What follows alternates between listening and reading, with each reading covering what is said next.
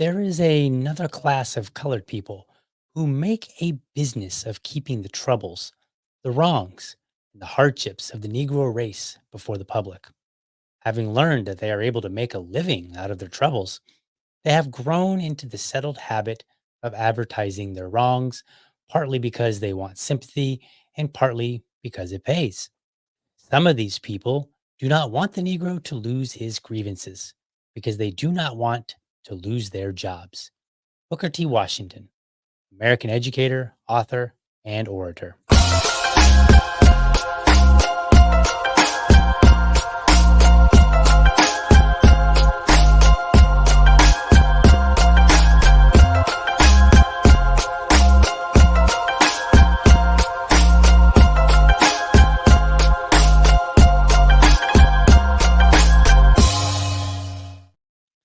Good morning and welcome to another morning episode of the Liberty Dad podcast, a discussion on politics and culture. If you're tuning in live, I want to especially thank you for giving me your time so early. Man, do I have an interesting story today. So I initially saw the story and I kind of shrugged and I was like, you know, and then I started digging into it a little bit. And then I was like, whoa. And when I say I shrugged, I mean, I just was like, yeah, of course, that's what happens. So this is about public schools. And let's just dive right into this news story that I saw. And this news story comes from the San Francisco Chronicle. Okay. And it's titled, "This Bay Area School District Spent $250,000 on woke kindergarten tests, on woke kindergarten." That's the name of the program. Test scores fell even further. Now, I wasn't terribly surprised by this. Okay. Like, of course, like woke kindergarten, what are you teaching kids? Like, you're probably not going to be doing anything that's related to, I don't know, things like reading, writing, and math. The things, the core fundamental things that are necessary for any student to advance, for any kid to advance, right? So at first I was like, yeah, of course, Bay Area, it's California, like yeah, that's what they do. So here's where the school is. We'll put that up on the screen here. Oh, sorry, that's not it. There it is. All right. So here's what the school is. It's, you can kind of see it over here. It's kind of sort of in between San Francisco and Fremont. All right, so this is where we are in California. So let's go back to this San Francisco Chronicle article. I'm just going to kind of read through it a little bit here. Hayward Elementary School struggling to boost low test scores and dismal student attendance is paying $250,000 for an organization called Woke Kindergarten to train teachers to confront white supremacy, disrupt racism and oppression, and remove those barriers to learning. Okay. The woke kindergarten sessions train teachers on concepts and curriculum that's available to use in classrooms with any of Glassbrook Elementary's 474 students. The sessions are funded through a federal program meant to help the country's lowest performing schools boost student achievement. Okay, so this is federal money. So therefore, I kind of got a little bit of a vested interest in it, right? Because it's some of my money. Some of my money is going to pay for kids in California who aren't getting a quality education. Okay. No, it's not really funny. All right. But 2 years into the 3-year contract with Woke Kindergarten, a for profit company, student achievement at Glassbrook has fallen, prompting some teachers to question whether the money was well spent given the needs of the students who are predominantly low income. Two-thirds of the students are English learners, and more than 80% are Hispanic/Latino. English and math scores hit new lows last spring, with less than 4% of students proficient in math and just under 12% at grade level in English. I'm going to read that one more time. English and math scores hit new lows last spring. They're 2 years into this program with less than 4% of students proficient in math. less than 4%, and just under 12% at grade level in English, a decline of about 4 percentage points in each category. So they dropped by half. Woke kindergarten went from 8% to 4%. They dropped by half. Efforts to reach the organization were not successful. Huh. With an automated response saying the founder, who also provides the training, was recovering from surgery. Hmm. Interesting. We might make some guesses later about that. District, maybe not. I'm jumping the gun on that one. All right. District officials defended the program. I can't even. Like, it's hard to read this with a straight face. District officials defended the program. Remember, they're defending the program that went from 8% in math to 4% and 16% to 12% in reading. All right, they defended the program this week, saying the woke kindergarten did what it was hired to do. Oh, they it was hired to lower test scores, their proficiency scores. That's what it was hired to do. The district pointed to improvements in attendance and suspension rates. So now more kids attended and their proficiency rates dropped. So they're not getting suspended. They're attending. They just can't read or do math. But that's what they were intended. That's what it was intended to do. And that the school was no longer on the state watch list, only to learn from the Chronicle that the school was not only still on the list, but also had dropped to a lower level. This story just keeps getting worse and worse. The I'm trying not to laugh because it's like this weird laughter where you know you shouldn't be laughing because it's really not funny. But district officials here defended this program and saying that it was doing what it's supposed to do, and they didn't even know where they ranked on the state watch list. They had no idea where they like the San Francisco Chronicle had to tell them, no, actually, you're still on the watch list and you dropped even lower. The decision to bring in woke kindergarten rather than a more traditional literacy or a functional. I don't know why they're using the word traditional. Like, oh, okay, I'm gonna ding the San Francisco Chronicle here. They shouldn't say traditional. That makes it sound like, oh, there's just different ideas. Like, no, how about functional or, something that some word that describes, programs that working literacy or math improvement program aligns with the belief by some parents and educators that the current education system isn't working for many disadvantaged children. Huh. Imagine it hasn't been working, right? Like the, this program didn't work, obviously. The program, whatever they had before that, wasn't working.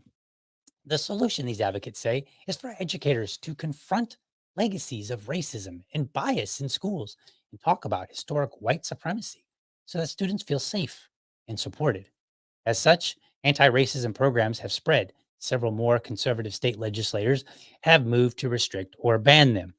At this point, when we're talking about public schools, I'm probably going to be on board with them. Now, I mean, when I do a bill review in the future, when I find one of these bills and I review it, I may not like the bill, but overall, I'm really kind of on the point where I think, for public schools only. Now, private schools, they do their thing, right? But if you're a public school, then yeah, well, the state does control you. They have oversight.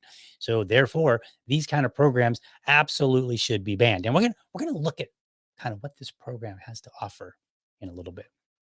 At the same time, some education experts say struggling schools need research-based literacy and math interventions that ensure all students have the basic skills to succeed. Examples of success include San Francisco's John Muir Elementary, which has piloted a math intervention program that has led to a more than 50% proficiency rate, up from 15% prior to adopting the coaching and student-led coursework. So they went from 15% to over 50%. All right. That's that's reasonable. And I mean, depending on the time frame and many other factors, but those are good numbers to start with. That is that is something that I would say, maybe we should keep doing that. Seems like it's working. 15% to more than 50, I'm good with that. I like that kind of proficiency.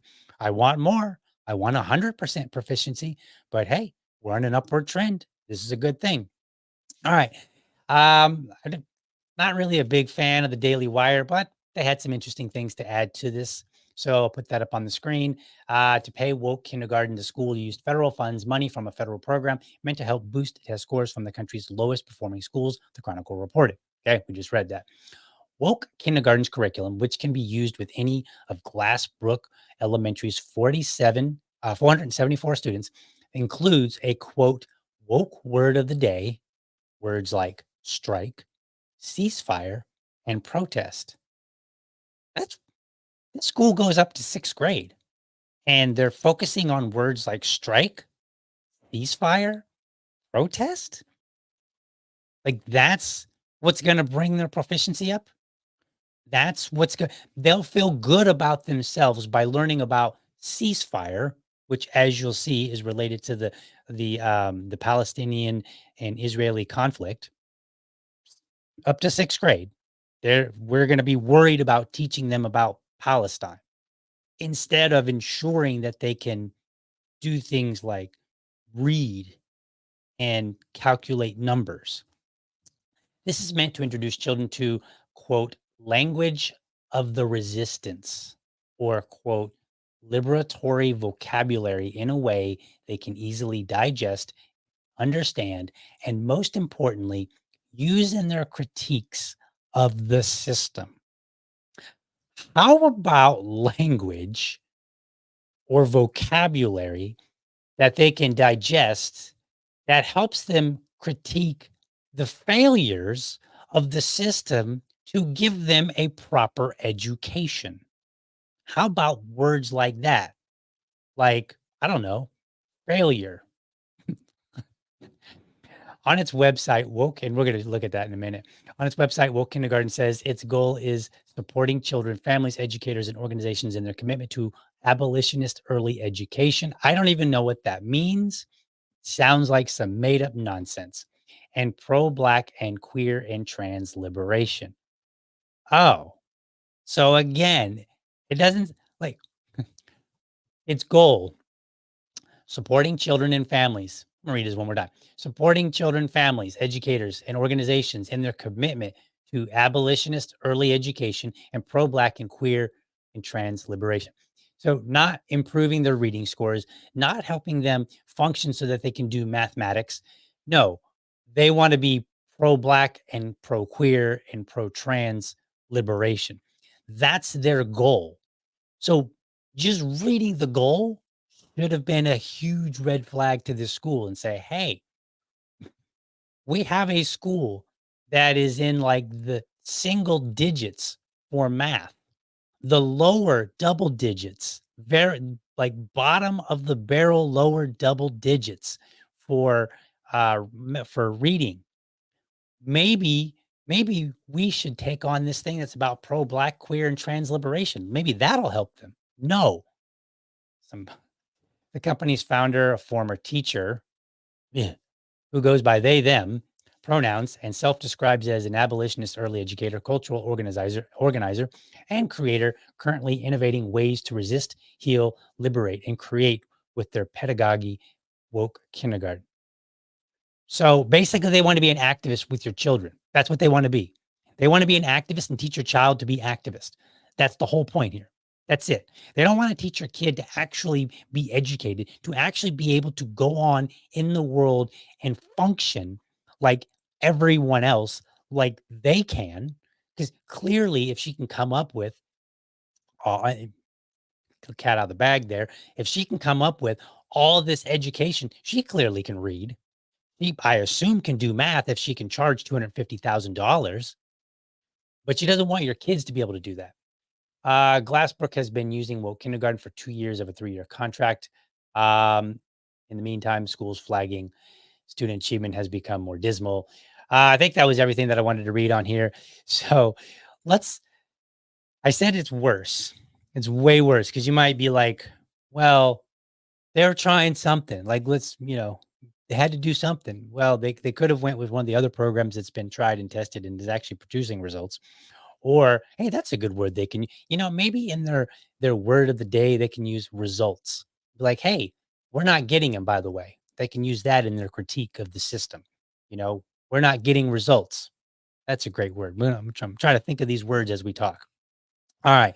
So I actually have some media clips, some video clips, because it is in fact worse. 2 years ago in 2021, I happened to come across some news stories about this district. Apparently, let's just watch. Let's do that. Over money. That is the chant we heard from students here at Glassbrook Elementary in Hayward. The district says enrollment is plummeting and there's just not enough money to upgrade older buildings like this one. But students and parents say, give this school a chance. I love this school more than I love my house.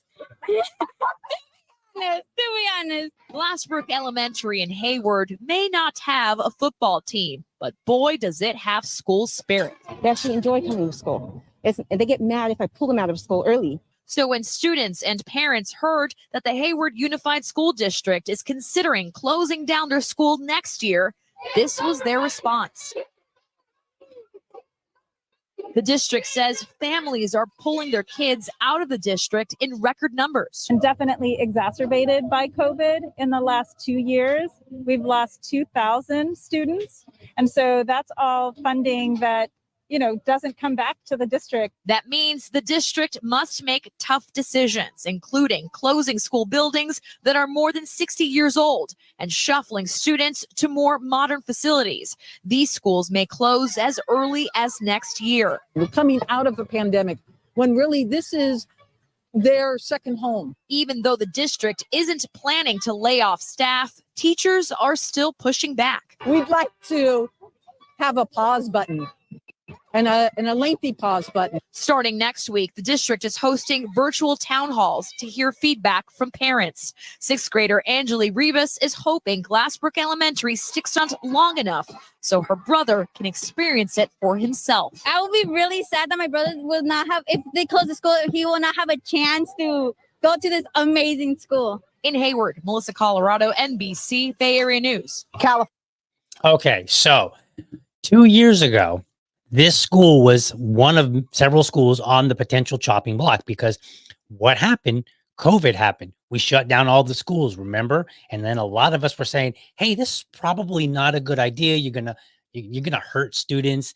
And, we're not going to get into the details of that on this particular episode. But many of us kind of said, hey, this is not such a good idea. Kids need to go to school. And there's some question as to whether or not COVID hits children nearly in the way, in the way that they do adults.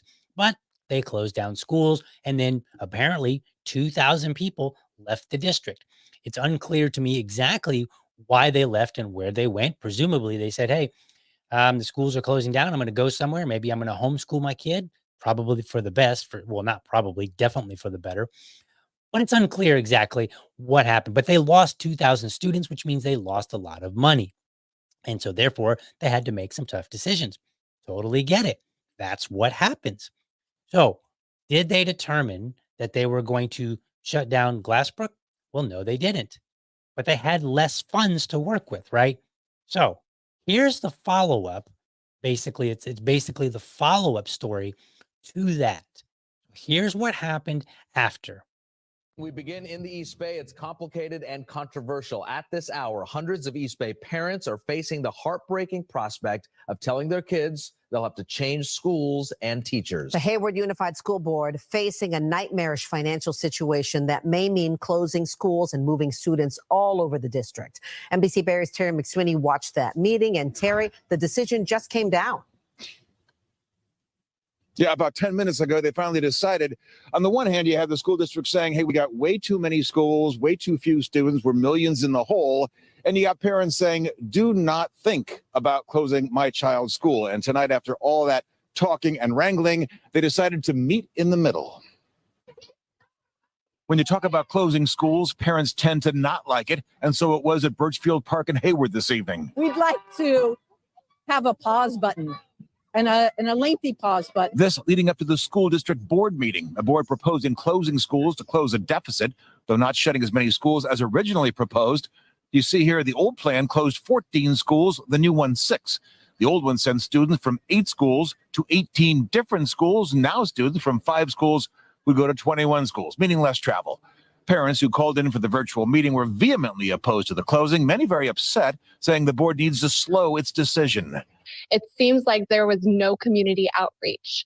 We also had a plan to put on hold any discussions of closure, and it has not been recognized. So you're trying to sell us a meal of eating a shoe and telling us it's all we have. It's all we can do. Just eat the shoe. We don't like it either. Just do it. The district says there's been declining enrollment for years, and the millions they've already cut from the budget are not enough, with $900 million more dollars needed for building repair. They won't address either our ongoing budget shortfalls or our facility, the facility shortfalls we have, but they will meaningfully help.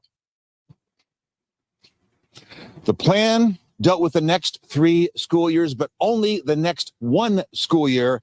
That part of the plan is going to go into effect. So Bowman and Strobridge are going to close. After that, everything's back on the table. People tonight screaming about not being involved in the process. They're going to get their chance. There are going to be committees and all kinds of meetings, gatherings, talking about it. The people are going to be heard. When the final decision's coming down, impossible to say. Live in Hayward, Terry McSweeney, NBC Bay Area News. All right. So they had some numbers like $900 million deficit or something like that. Right. So this school district is struggling, and they ended up closing it. Looks like 2 schools. It might have been more. There might have been some more follow-up after that. I didn't really investigate, but they closed at least 2 schools, and they diverted the kids to the other ones. And they said, look, we're doing what we can to reduce our cost. We have to do these different things because we don't have the money. Right. I get it. Totally makes sense.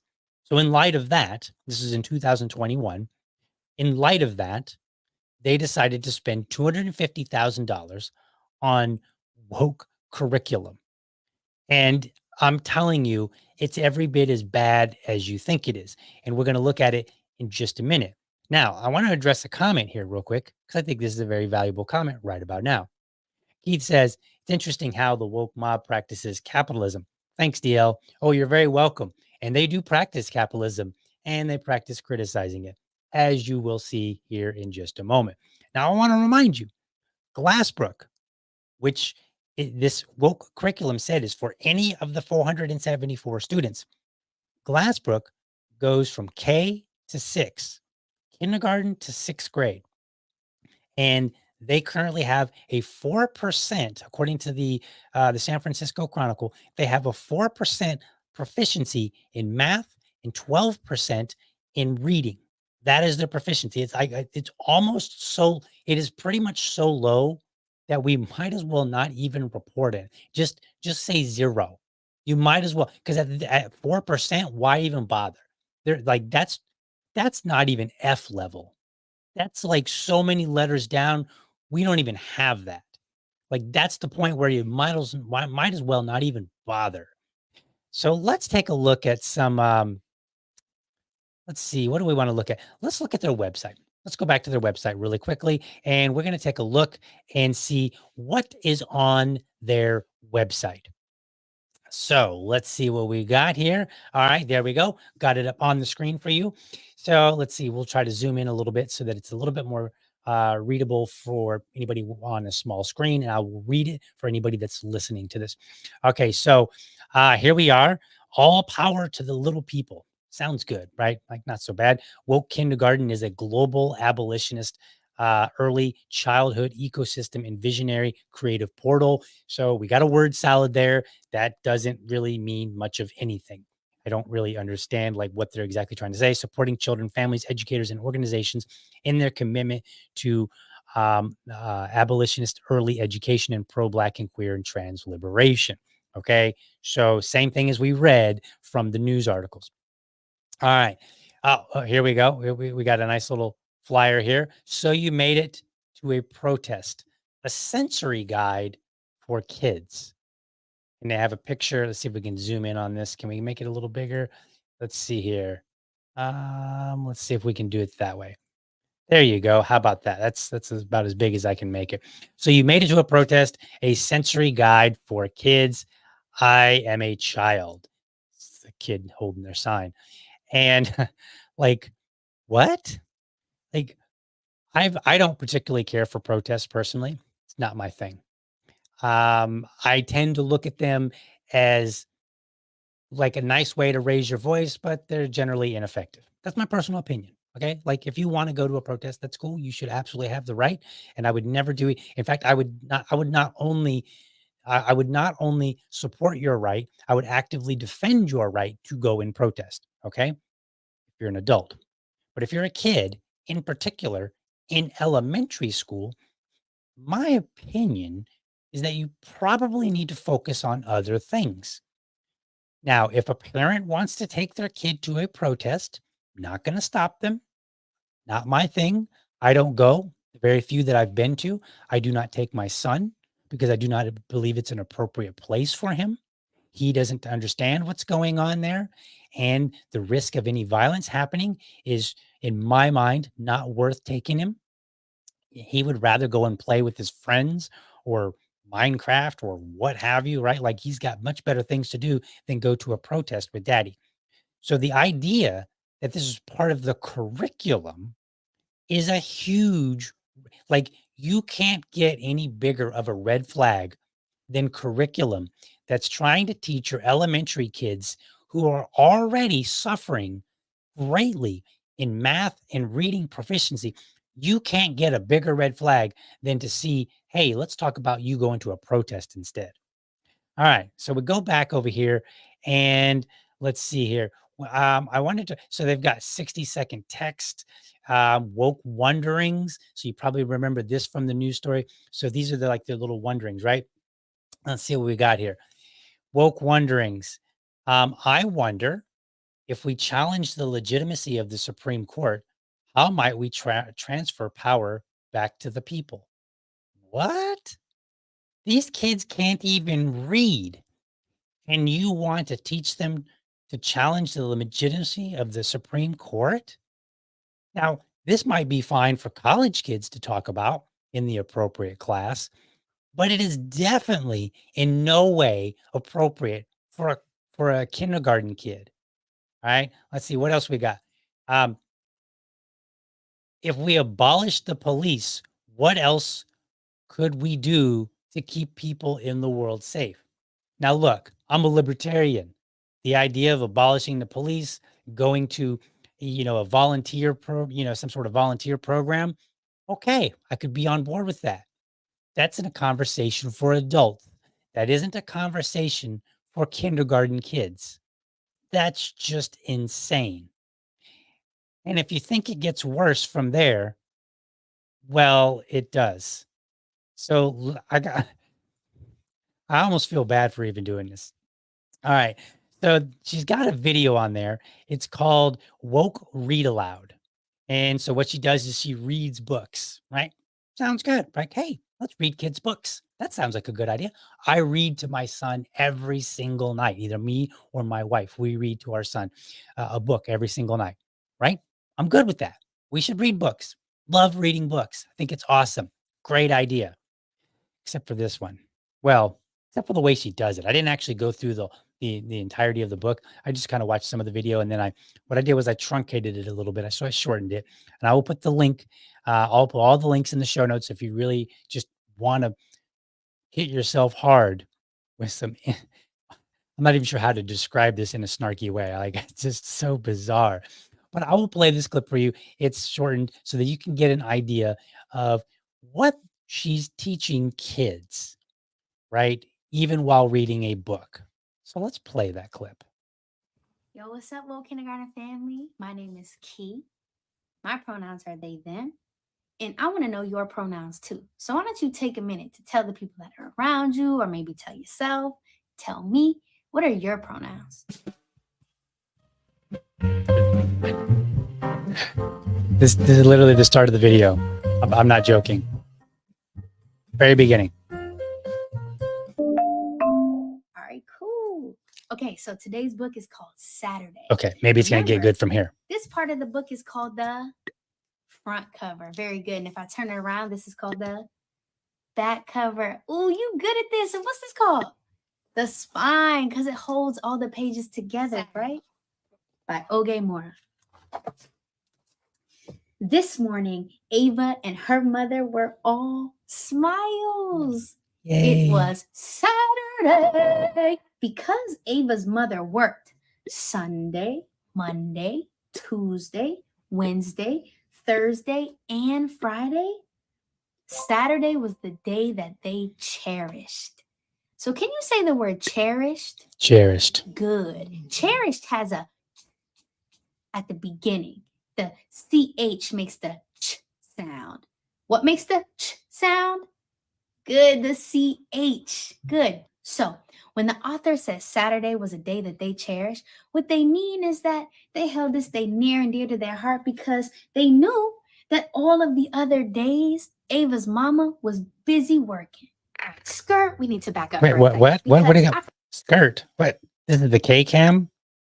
We went from reading the book now to this weird pre-recorded K cam. Okay. Let's continue. Maybe it's something cool we just don't know about it, right? forgot to ask y'all something really important. Remember on this first page where we said Ava's mom had to work Sunday, Monday, Tuesday, Wednesday, Thursday, and Friday? She had to work 6 out of 7 days of the week. What do you think? Makes me sad thinking about work. Makes me sad thinking about the people that take care of us have to work so much to get us basic things that we deserve, like food and water and clothing and safe homes. So that makes me want to ask you another question. Do you think that people should have to work so long and so hard to get the things that they deserve as human beings on this planet? Okay, so this is weird. We went from reading a book called Saturday. You know, Ava and her mom enjoy Saturdays because Saturday is the day that they get to spend together. Sunday through Friday, Ava's mom has to work really, really hard. Okay, fair enough. That happens. That's a reality. Fair enough. But now we're in this weird K cam where, and if you're listening to the show, it's got the markings of like a pre-recorded, kind of like if it was a camcorder, right? And so it's kind of like this shift in the vibe. So we went from like just reading the story to now we're like talking about the story in specific. And okay, she's like, hey, maybe you shouldn't have to work so hard for all these things that you deserve, like, food and shelter. Okay, that's weird. Although you might have an idea where this is going, or maybe you're going to be surprised. What do you think? Thinking moment. It's interesting too, right? Because Earth, the planet that we live on, it has all the things that we need. But you know something? You're also probably wondering, why does Ava's mom have to work so much? Well, it's kind of sad because unfortunately, we live in a society that runs off of capitalism. Can you say capitalism? Good. Now, capitalism is a system where there are people in one class that have to work really hard and really long for not a lot of money. And while they're doing all the work or labor, there are people with more power and more money that make money off of them working. It's really, I don't know, it just doesn't seem like a fair system to me. Now, we'll probably talk about capitalism more, especially in our woke wonderings when we talk about what happens if we abolish money.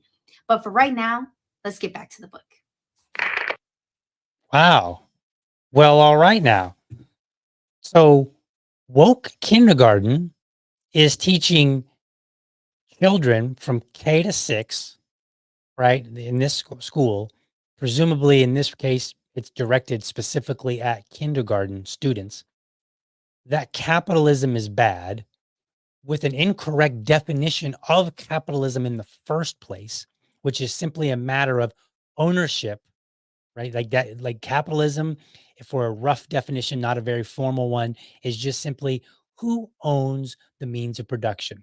If I am a person that has a business, let's say I make widgets, right? We always like to use widgets. Let's say I own a widget making factory. I am a capitalist because I have the capital invested into this and is I own the business. And then we use words like free market, which determines what kind of regulations are imposed upon me by government, right? But she's coming at this idea and saying, well, capitalism is when one class of people has to work very, very hard so that another class of people can benefit off of them. So I wonder if this person here means to say there are some people who work really hard to educate students so that other people can make money off of them through their shoddy programs that don't actually work. I wonder if that's what she means. Probably not, but it should include her own self. Now, I have no problem with somebody coming up with curriculum. I think that's a good idea. Free market should allow for that. We should allow and we should celebrate the idea that somebody might think of a new way to do something. However, as we've seen, the results are terrible. In fact, let's take a look at a couple clips here. So let's see. Let's just do this one. This one will be sufficient here. All right. So this comes from US News. So it's just, and you can go and you can look up Glassbrook Elementary, US News, and they will show you all the details. And so this is showing you the subject proficiency that, and it compares and my head's kind of in the way a little bit here, but it compares the school, I'm gonna try the district and the state. So the school, Glassbrook in specific, is in the dark blue. The district is in like a darker, like a lighter shade blue, and then the lightest blue is the state. So math proficiency at the school is at 15%, at least at the time that Newsweek had gathered their information. The district was at 25%, and the whole state was at 39%. And then for reading, we've got 20% proficiency for the school, 34% proficiency for the district, and then 47% for the entire state. These are god-awful numbers. None of these numbers suggest that we should be trying anything new that does not come with something backing it as far as results. So now, what is the answer here? Now, a lot of libertarians, they would say, well, DL, what we need to do is we need to pull all our kids out of school and we need to homeschool. And to an extent, I agree, but that's not an answer for many. Remember, we just looked at a story about Ava's mom who's working Sunday through Friday, which in some cases is probably true. So Ava's mom probably doesn't have the opportunity to pull the kid out of school and homeschool herself. If she does, I think that's great. I would totally support that 100%. So here are my prescriptions for this. Here's what we need to do. Number one, the first thing we need to do, everybody in that district who had a say in this program needs to be fired. Don't look into it and say, well, maybe let's do. No.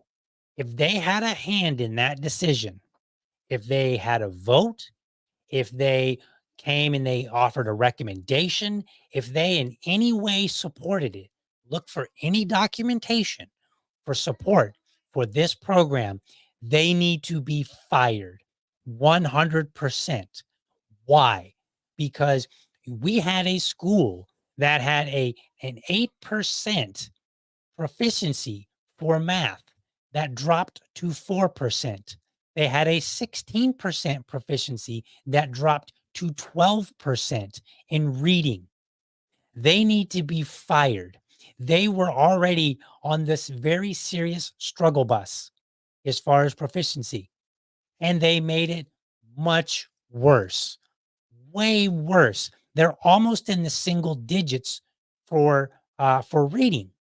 For reading, they almost are in the single, and they already are for math. These kids are being robbed of an education. Their parents, who presumably pay taxes, are being robbed so that their kids can be robbed of an education. They are literally being stolen from. If there was an opportunity to get their money back from this woke kindergarten, they should. I don't know if there's an opportunity. I don't know what the contract looks like. I presume there's no way for that to happen. But what they should do is, after they fire these district people, everybody that's involved in this, then they should shout it from the rooftops and say, "Hey, this person over here, their education system, garbage, absolute garbage. It's not doing what it needs to do." Now, I know that the district officials defended it and said, "Well, it's doing what it's supposed to do because we got more kids coming to school, and we've had less incidences of students being sent, to getting in trouble and whatnot." No, the parents are sending their kids to school to get an education. They are not sending them there so that hopefully the school can get more kids. That's not what they're paying them for. If I was living in that area and my child was going, I would tell them, "No, that's not why I send my kid to school. I didn't send my kid to school so that you could implement a program to hopefully get more kids in the school. My kid is going to school to get an education, to learn how to read, to learn how to do math." That's what I would say. And that's what every parent should say. Parents should literally have their pitchforks. They should be standing outside the district offices every day, making such a loud clamor until these people are removed.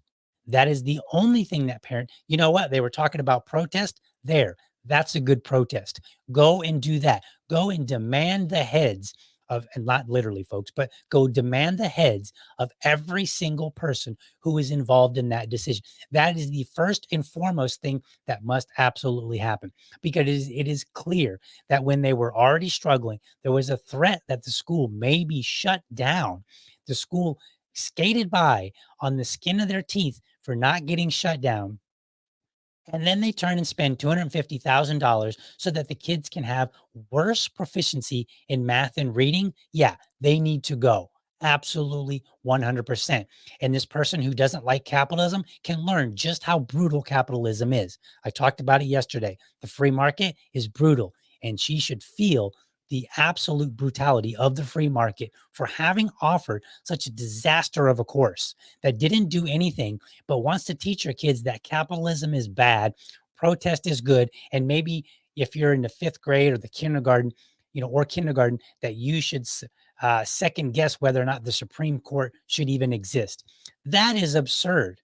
Why would they can't even read the Supreme Court rulings. How would they even know if it's fit to exist? They can't read. And this course apparently did nothing for it. So that's the first thing that should happen. Then the second thing that should happen is that they should go and get Hillary Swank. Okay, that's an old reference. But she was in that movie where she went to a failing school district and she worked with these kids, and half of them were in gangs and all that. They need to find teachers. And I presume that they have some teachers there, because what I didn't read, I think I missed it in one of the articles that I was showing you, is that one of the teachers actually did speak out, and he got in trouble for speaking out. He's like, I don't know that we need to talk about white privilege. And they were like, whoa, and he got in trouble. He got his hand slapped, right? So he needs to stay because he actually had the nerve to speak out. Any other teacher that spoke out needs to stay. Any teacher that didn't speak up, you can send them packing too.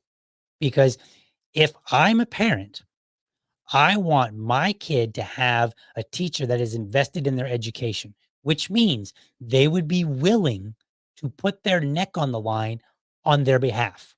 And if they're not willing to do that, if they're sitting there watching my child get further and further behind and they don't speak up, gone right along with the district people that made those crappy decisions. Get rid of them, because we don't need them. And you're better off not having them than you're better off having a shortage of teachers than having teachers that will watch your kid suffer. So now, We're talking about this libertarian, how I might approach it if I had like a magic wand and I could make things happen.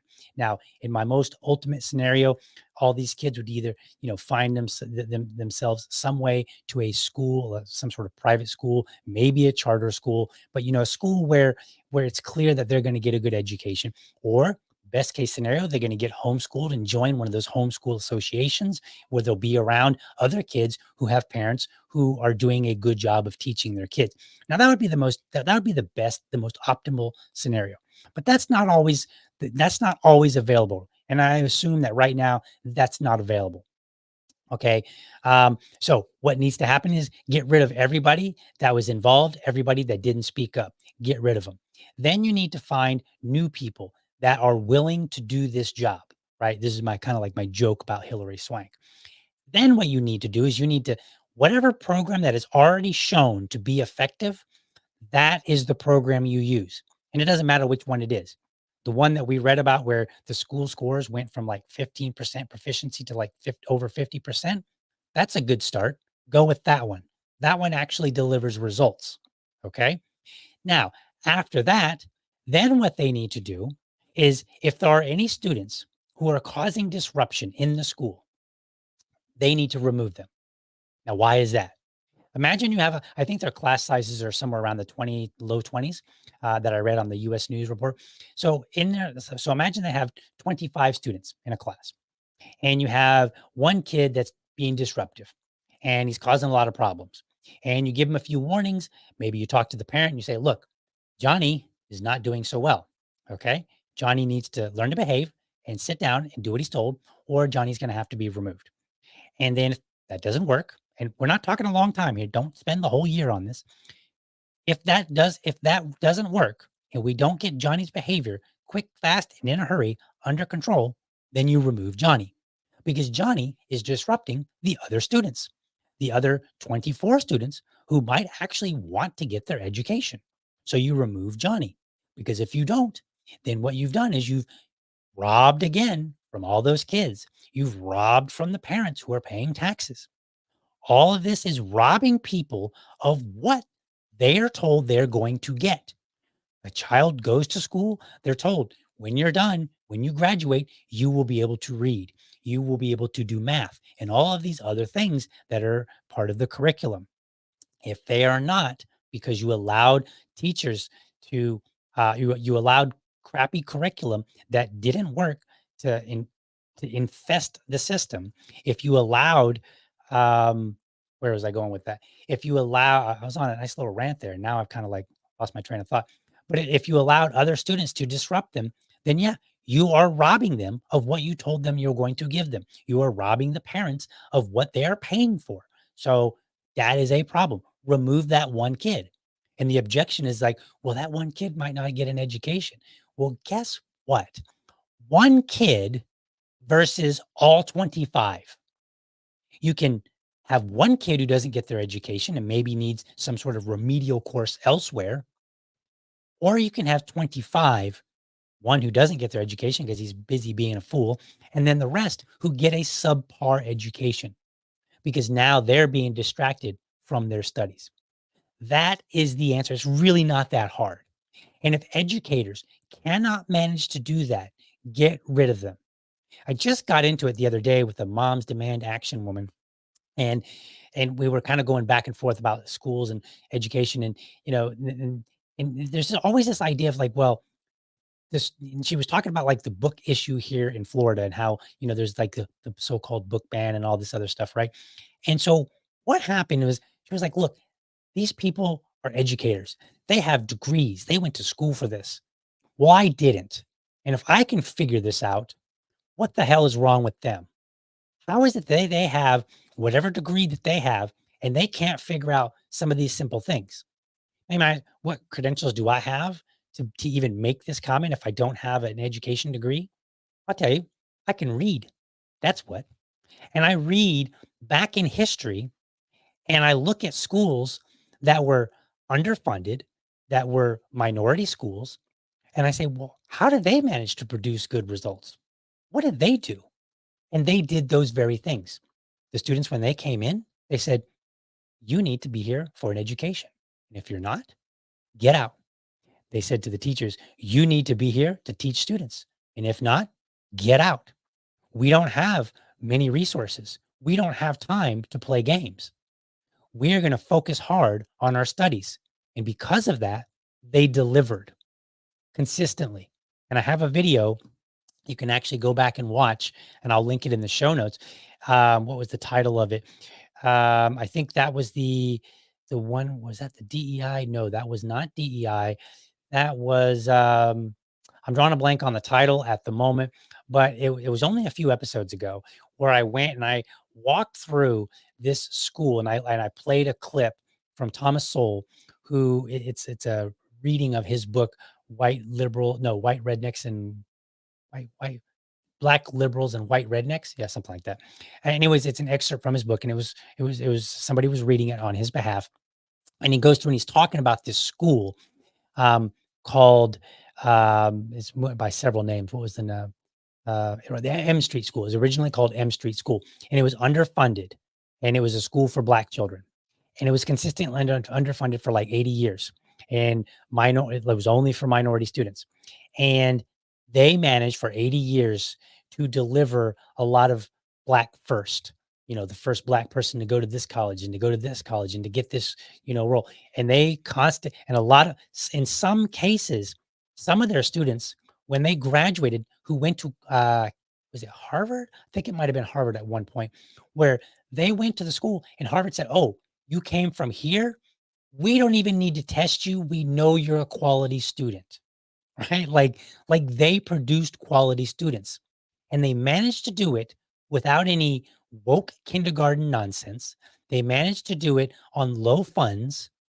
So the question is, how did they manage to do it? And can we do that again? That is the answer. Anything else should not be on the table, period. All right. That's enough of my ranting. I'm probably tired of it, but that's what woke kindergarten is. It's absolute garbage, and it needs to feel the absolute brutality of the free market. Complete brutality. What was that? Mortal Kombat fatality?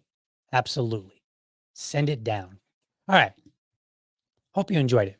Hope you enjoyed watching this episode. Hopefully I get a little passionate about these things, because here's the deal.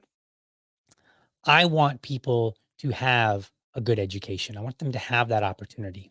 And when we're busy taking out the focus on math and reading, science, and those kind of things, when we take the focus away from that and we put it on things that are not appropriate for that age. And if you're in kindergarten, it's not appropriate for them to have to worry about whether the Supreme Court is legitimate.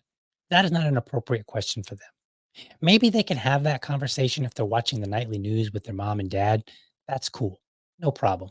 But for a school setting, that's not appropriate. And it bothers me to see that so many people graduate and you realize this person was robbed of an education. They were told that they got an education, they got a fancy degree, like a diploma. And no, they were robbed. Like they are not where they should be. And the school failed them. And I'm a libertarian now, but once upon a time, I was a conservative. And it was then when I started watching and seeing kids graduating from school. And I was like, and I made up my own term for them. I said, you're a public school push through. You got pushed through, even though you should have gotten some sort of remedial training, maybe flunked, depending on the situation, right? Something should have happened to intervene and change this and alter this course, but it didn't. And it bothered me. And so long before I became a libertarian, I actually had a disdain for public schools because I kept seeing repeatedly bad results. And people just kept saying, well, we need to throw money at it. And so I get passionate about this. So I was a little bit, fiery this morning. I hope you enjoyed it. All right. Thanks for watching. Hope you found this episode informative and inspiring. Be sure to catch me weekdays, 7 a.m. for an informed discussion on politics and culture. And then again, Sundays at 7 p.m. with my co-host, Susan Hogarth, to discuss LP happenings. We look across the vastness of tyranny in this United States, and we find out what every single libertarian affiliate has listed on their calendars, and we bring that information all packaged up nice and neat for you. Make sure that you are subscribed to my YouTube channel. You can either go to, or my Rumble channel. You can go to youtube.libertydad.com, or you can go to rumble.libertydad.com. Let me know how I'm doing by leaving me a comment while you're there. Remember, if you are a champion of liberty, your business is people and your product is liberty. I want you to have a great week, but